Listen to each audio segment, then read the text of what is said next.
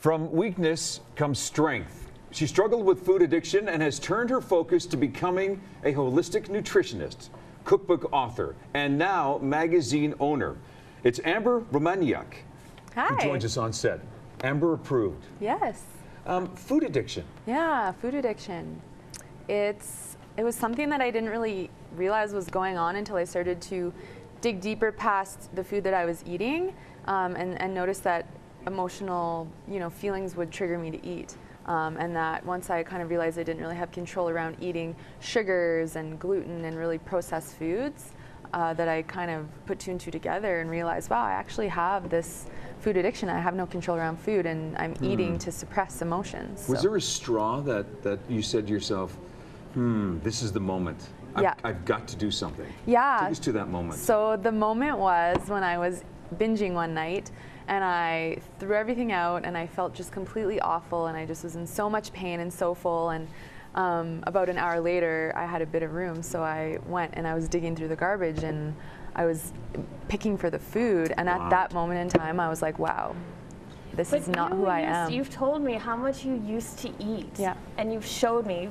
Explain how much. Yeah, so a binge evening for me would usually look like 5 or 6 cookies, a sandwich, pasta, maybe some pizza, chocolate, ice cream. It would be just so much. And even now I think, how was I even able to eat all of that? But when you eat more, your body prepares for your appetite to grow. And so every time you overeat, it's about 46 to 60% more calories that your body prepares for you to eat the next meal. So I was in, gathering mode.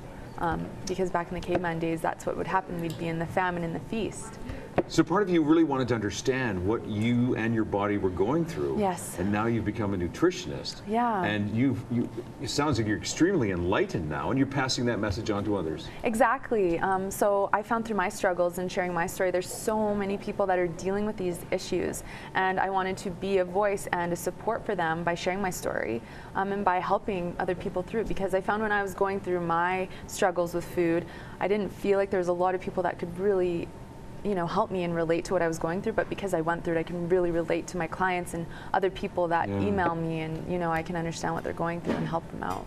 So this is your first cookbook here. Yeah. Congratulations. Thank you so much. So it's the gluten-free, dairy-free, sugar-free. Yes.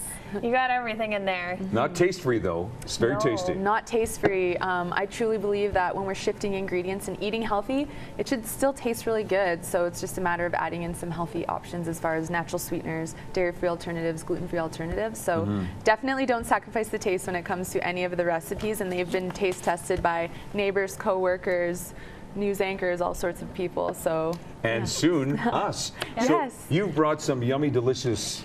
Now is this fudge we're looking at? This is fudge. This is a pumpkin spice fudge, because as we're in fall now, pumpkin is in season.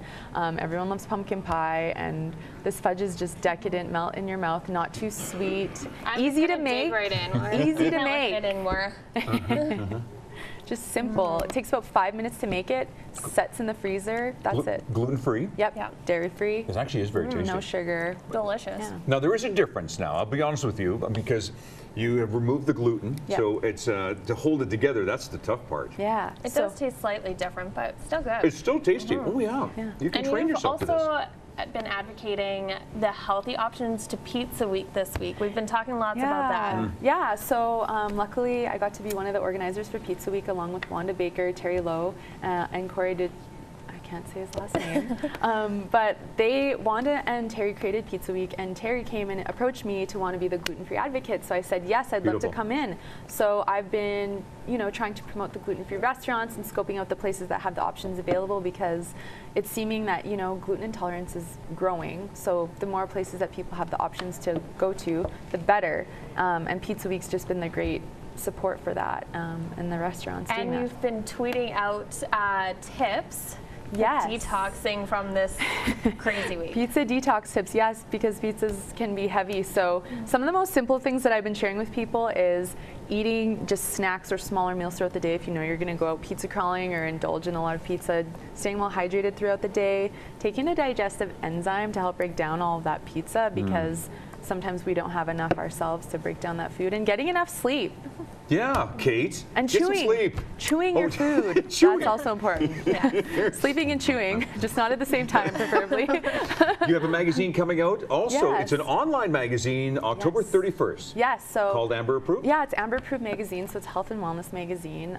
We have contributors from Calgary, Canada, and the USA. So it's another tool for people to take out and use. So everything from fitness to psychology to Love it. recipes, chefs. So it's just another tool for people to use to have more knowledge to change their lives. So I'm really excited about that. Amber, congratulations. Thank Thanks you for so bringing much. in the cookbook. Oh, Thank you of for course. bringing in the pumpkin pie fudge. Yeah. That is delicious, actually. Delicious. Yeah, it's Love just it. very sweet. Thank you for your time. Thank you so much for having me. No worries. Coming up in a few moments, it is true, White Museum of the Canadian Rockies. Yes, it's quite a place if you head Banff way. They have winter hours going right through until June 14th from 10 until 5. Just off of Banff, in Banff.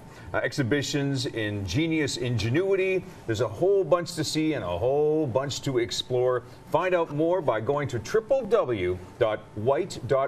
That's WHYTE.org. This is Trending on Shaw.